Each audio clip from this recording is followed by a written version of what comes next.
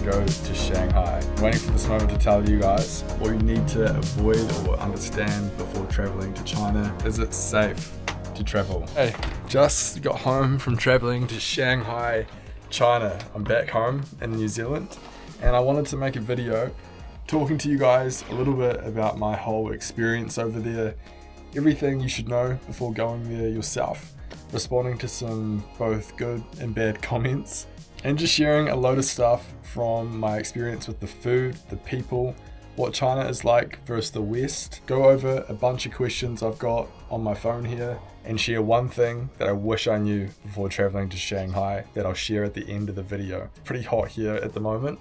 Sitting out in the sun. I've got my hat on, my sunnies, because I tried filming this already and it just was a complete fail. I overheated as well as my camera. So take two, we are going to dive in, starting with my first impressions. Getting into the country kind of relates to what I'm going to talk about at the end of the video because it's so important, but I'll save that for later.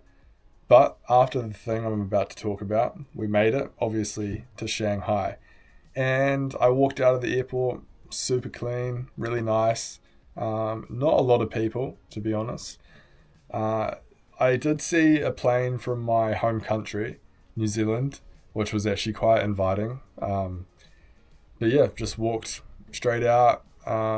Well, almost. I had to get the 144-hour visa, which is a 6-day long visa for the country. And just something to note, when you get there, make sure you walk down the escalator to where all the customs are and then take a left, go right to the end, and that's where the desk is, because I ended up lining up for a place which ended up not being the right desk and lost a half an hour, so don't do that. But again, I'll share the thing that you need to know regarding getting into China at the end. But after processing all this, waiting there for about an hour, getting through just the immigration, we made it into the main terminal outside the airport and tried to find the train, which was a challenge.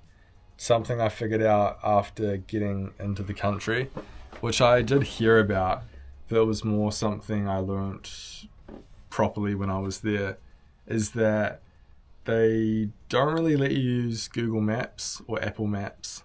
So it was a challenge trying to find out where my hotel actually was, and let alone finding a way to get there. So thankfully, the people that I'm going to touch on later in Shanghai are super friendly. Maybe something that people don't expect or is often miscommunicated around the world. But this nice girl helped me get a ticket for the train, which was a bad mistake because I should have got the maglev, something that if you're getting there, just get a taxi or a maglev train. You'll see it in my arrival video. And yeah, got the metro's train, but it ended up being quite long. I was on there for about an hour and it just took way longer than I thought. So yeah, it was hard, didn't have maps, and likely got off at the right station. And then walked out. I was like the only tourist, only foreigner. So it was a pretty cool experience. First impression, I walked out and it was these massive buildings all lit up, lights everywhere. And what I didn't realize is my hotel was actually only probably 2-minute walk from where I actually started, but I ended up walking around for about an hour, which you can see in the first video on my stressful arrival. I also noticed that when I posted that video, there was people sharing it and commenting on why was it that stressful. And again, I'm going to share that at the end of the video, so please don't miss it if you are from or planning to go to China or just want to know something interesting. And yeah, managed to get out, walked around, which was actually a blessing because it allowed me to see kind of the whole city at nighttime and start my adventure, because I only had 4 days there with the 144-hour visa, which is 6 days, but had to get it earlier, sort something out. So I walked around, got some food, as you can see in my arrival video. And yeah, kind of the first thing I noticed was how fresh the air is, the air quality. Walked straight out of the subway. And it may be because it's like cold or fresh that it was actually quite a good temperature. And from what you might have heard about China with pollution, it seemed completely fine in Shanghai, whether that's because it's right beside the ocean or just because, I don't know, no factories there, no idea. But in terms of my impression, it was super clean, fresh, and yeah, well organized. So that's kind of like the first thing after my first impressions I want to touch on is the pollution. Something I didn't expect was how fresh and clean it really was.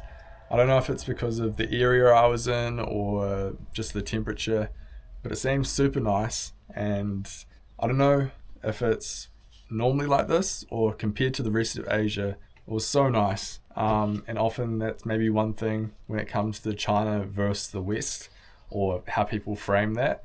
They say it might be polluted, but honestly, compared to other places I've been recently, it was so nice and refreshing to be able to breathe this fresh air in, even though I had a blocked nose that you can see in the videos. But yeah, pollution, not a problem. Maybe there's a river that I wouldn't swim in because it was quite murky. But yeah, it's in the middle of a city and you're going to expect that most places that you go.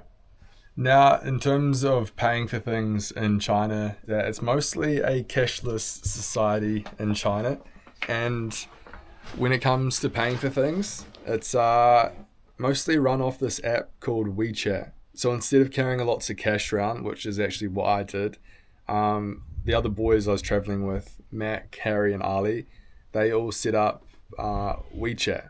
So they were able to pay things with their phone, book rides, and it's a pretty efficient way compared to having cash. In my recent video, I actually was getting this toy out of this game, and this girl, she paid with it on her phone because the game wasn't going to accept cash. So I ended up paying her cash. So whether she was going to use that or not, I don't know, but probably I saw comments talking about it's maybe the first time she's got cash in years. Quite interesting having a cashless society in China, but something super interesting, and I don't know, I think is getting implemented more around the world as well.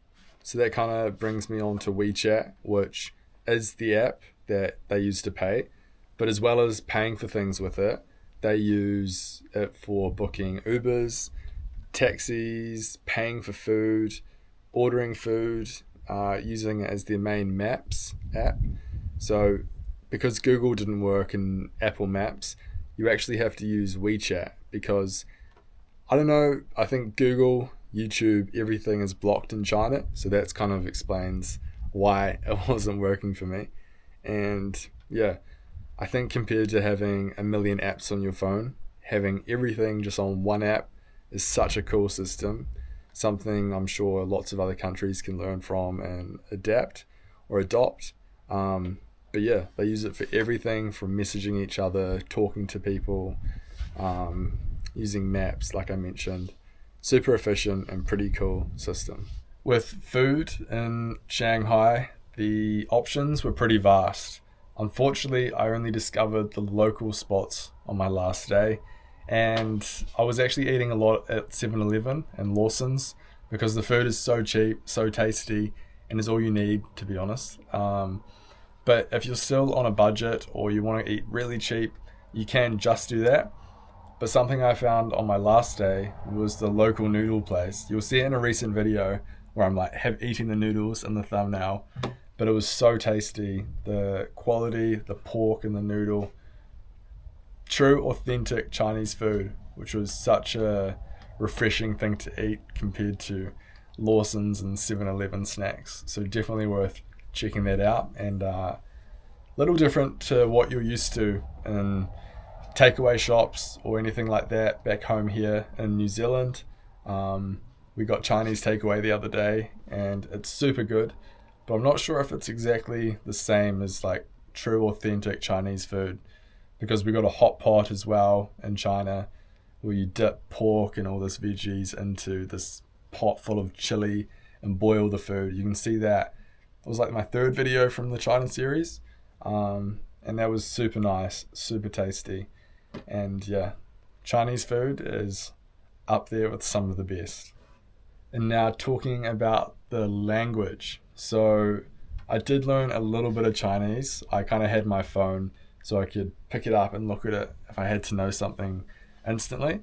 But yeah, walking around, you don't need to know a lot, just the basics to communicate, because it's kind of easy to know or point to how much or directions. Everyone's super friendly, and it was pretty easy, to be honest. You learn a little bit, like Dui Xiao Chen, how much. Now I'm trying to remember. It kind of slips out of my mind. But yeah, how to ask for people's name to talk better, especially when filming a video. You want to talk and communicate with people quite easily. So yeah, definitely worth learning a little bit. Just meet some locals, make some friends, and they'll teach you, or just learn online as well. Something else I got asked was, could I live in China? So yes, I could. I think if I was doing my degree, which is industrial design, I could definitely look at myself living in Shanghai, which would be doing like design or industrial design. And just for a short term, it would be awesome. Maybe not a long term, because of course you just want to live where your family is, or kind of know the place where you grew up, such as New Zealand for me. And yeah, but again, super cool country. And of course, if you're living somewhere, you're going to learn language far easier and better as well. So that would be a plus, and definitely something I wouldn't put off the table. Next up, talking about some comments. So some comments I got were pretty interesting. Kind of talking a little bit about the cameras. When I posted the camera video, people weren't stoked with it or happy, but it's more kind of me coming from an interesting perspective. And what I maybe could have been clearer about is how it's actually a good thing in a lot of aspects. It stops the crime, it keeps people safe.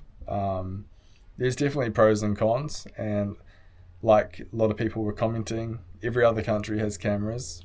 I was just interested in how many there were, and yeah, nothing to get offended about. It's just me being quite interested, and obviously the West makes and talks about it a lot. So I was just talking about the topic, and yeah, just an interesting topic.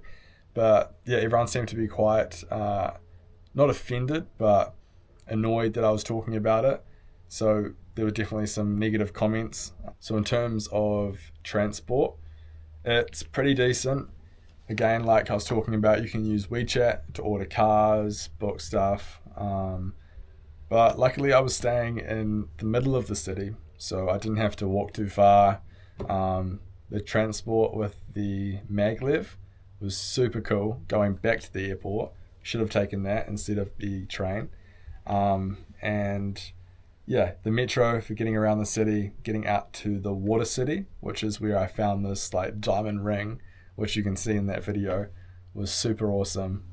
Pretty cool being able to just jump on a train, take you right up to the city for only $4. It's pretty incredible. Pretty well set up, and saw lots of stuff on the way, as you can see in the video. But like going to an ancient 1,700-year-old city was an incredible experience. And compared to, say, rail systems here in New Zealand, you can't even compete with China. Like, obviously the scale, New Zealand would take up like a couple houses in Shanghai. It's that small. But yeah, it's crazy how the system is, just like other big cities around the world too. So it's pretty cool. Something I was also asked is it safe to travel? So I've kind of been touching on this now, but I felt super safe. You could walk around nighttime and you'd be completely fine. Another one is costs. So the costs, like I was eating at 7-Elevens, and on the last day I found that noodle place, all for around $3 to $4, maybe $6 if you're buying drinks and stuff. You can eat there and travel there so cheap. The accommodation I paid for was maybe 25-30 US dollars. So again, super cheap. There was a laundry, a gym, everything you could need. And having a laundry, which was insane, so good, after traveling around to India, was a blessing. I absolutely loved it and couldn't recommend just staying in a cheaper option like that if you go there. It was super nice, and as long as the reviews are good, you can't go too wrong. Alright, the time has come now for the part I really wanted to share with you guys to talk about what you need to avoid or understand before traveling to China, or it would be interesting to know if you're even from China. So the whole story and thing that I'm going to get to started when I was booking the whole China trip. So regarding the 144-hour visa, which is kind of the visa on arrival, I may have already touched on it. You have to be in the country and only Shanghai for that certain amount of time. So if you stay longer than the 144 hours, I don't want to know what would happen. But basically what happens is where I screwed up was on the checking in part. Some people think I'm saying chicken when I say chicken. So if you made it this far on the video, comment chicken down below with a laughing face so I can like it and reply to it. But as I was checking in for the flight, I had a stopover in the Fujian region further down. Apologies for the wind as well. And they didn't accept that because you're technically still in China, which is crazy because, I don't know, you're in an international departure terminal, not actually in China. So it's pretty crazy to me, but they didn't accept it. So $300 later, after sitting in the Bangkok terminal trying to book another flight, I managed to get one out straight to Manila the day before. So I only actually had 4 days in China to film everything that I did. And yeah, it was quite a stressful morning because I was up all night pretty much, or I only had a few hours sleep, and then traveling to China and then doing that whole 5 hours of trying to get to the hotel was exhausting. So that's why the whole title was called Stressful Arrival. And yeah, just if you're going there, make sure you stay within the 144 hours because if you exceed it, who knows what happens. And you have to have your entire hotel and stay booked. So they have to know exactly where you're staying. You can't leave the Shanghai region, which, like I mentioned with the Water City video, I was very near the outer parts of Shanghai. So I was lucky enough to even be able to go there. And yeah, just make sure you directly book a flight out, or else you might not even be able to make it, because that morning was absolutely hectic. And yeah, don't wish it upon anyone, having to get down to about 10 minutes until the check-in desks close and then just book another flight. So don't do that, save yourself some money. Something I also noticed was the Chinese app. I'm not sure what it's called. Comment below, because people were commenting that a lot of my content was being stolen or taken and re-uploaded onto another platform. So I was quite annoyed, but people were saying I was getting millions of views and all sorts of stuff. So yeah, if you can comment below, sharing links or whatever, give me a bit more information, that would be great. But yeah, quite interesting how there's complete separate social media platforms in China compared to the West, where they can just take that content and re-upload it. There were people commenting on the videos saying I was famous in China, known as a certain person, and it wasn't even that negative, which was good. So yeah, very interesting. But if you have any more info down below, it would be awesome to know. Whether or not I was paid by the Chinese government to go to Shanghai. So I've been waiting for this moment to tell you guys, but I wasn't paid by the Chinese government for my travels there. However you might think, I was not. I just genuinely jumped on a plane 2 days after deciding to go and walked around with a camera, talking to people, exploring and sharing to you guys what it's like, to help share more of like the real China, which again is portrayed a bit different from the West. It seems like this place with travel warnings, and I don't know, there's actually level restriction warnings on whether you should travel to China, and that's ridiculous. Maybe in different parts, I don't know, I've never been, so I can't comment. But yeah, it seems super safe, and like you could literally leave a bike out in the street with the cameras there because no one would take them. So it's a pretty cool place. But yeah, pretty awesome being able to experience China and seeing it all. So I'll probably be coming back soon, who knows. But as always, thank you guys for watching, and I'll see you in the next one.